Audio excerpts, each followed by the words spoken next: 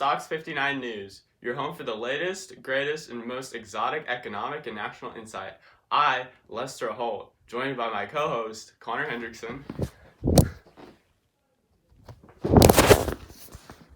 With our first story tonight, we're diving right into the controversy. Connor, take it away. Yes, thank you, Mr. Holt.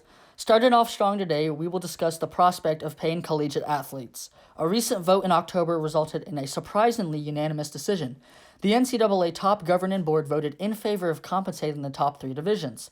For college athletes, this could be huge.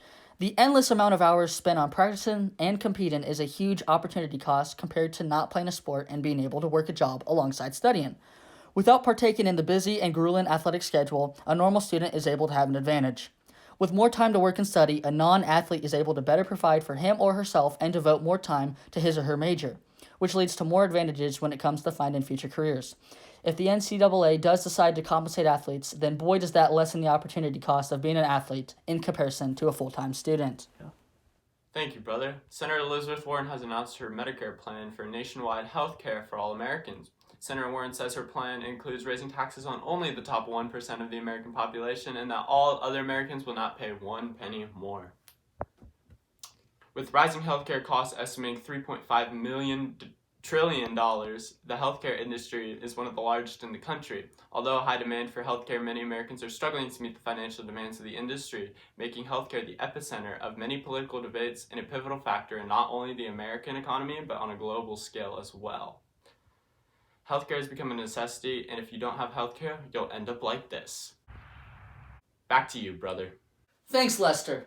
Ladies and gentlemen, I have just received the latest scoop on an ongoing issue.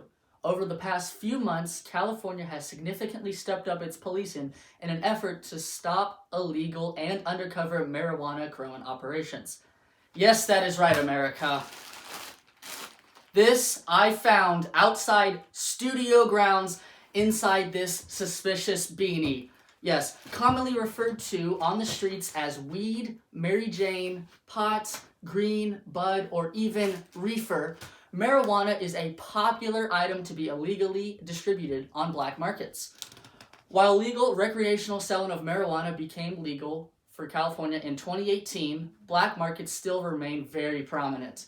A black market is a secret and unregulated market that sells illegal or desirable goods without the sanctions of the government. Without regulation, black markets are able to escape the taxes and price controls that governments have set in place, and thus result in a possible large-scale negative effect on regular markets and consumers. So far, over 950,000 plants and 345 cannabis sites in California have been seized and destroyed. Plenty of people connected to the illegal markets have also been arrested. Breaking news! A brand new artificial skin phone case has been developed by Mark Tessier and Associates. The case was developed because the innovators wanted to take a highly familiar surface and apply it to technology that we use every single day. Furthermore, the developers wanted to test the effects that the artificial skin phone case would have on human emotion. The phone case detects certain expressions such as fear, anger, and happiness. If a user wants to place a laughing emoji, he or she simply tickles the phone case. When the genius behind the artificial phone case was asked why he invented such a device, he intelligently stated, I wanted to pinch my phone. The artificial skin phone case is in a class of its own, and consequently this is how monopolies can form. Monopolies form if an enterprise is the only seller of a certain good. If an innovator has a creatively brilliant idea, he or she can get it patented to obtain a monopoly. In the absence of government intervention, and if a product is profitable, possibly the artificial skin phone case, when it's put out on the market, more firms will enter the market, resulting in the market no longer being a monopoly. Consequently, government intervention is crucial in keeping a monopolistic industry from turning into an oligopoly or a monopolistically competitive market. Back to you, bro. Thanks, Lester. In other news, Subway continues to face high rates of unemployment due to the downfall of the corporation, which comes after decades of success. In 2019, Subway has closed over 1,000 stores, resulting in thousands of jobs lost. Unfortunately, with Subway being the biggest fast food chain in America, we will have to see if this has negative impact on the United States unemployment rate if all Subways are to shut down soon. This morning, I was lucky enough to walk the streets of Pendleton and come across one of these unemployed sandwich artists. This is Kai Moore, a senior at Pendleton Heights High School and a former employer of the Needlers Plaza Subway in Pendleton, Indiana. Hello, Kai. It's nice to meet you. All right. As a former employer at Subway, what are your thoughts on Subway's mass closings across the nation?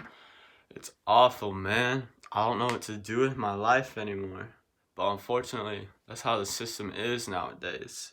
With Subway sales dropping by hundreds of thousands each year, it's a matter of time before everyone's laid off. All right, man, that is definitely tough to hear. You have a great day, sir. God bless. You too. God bless you too. Thank you guys for tuning in to Stocks 59 News. That's all we have time for today. I was your host, Lester Holt, with my co-host, Connor Hendrickson, and we wish you all the best of holiday seasons. We out.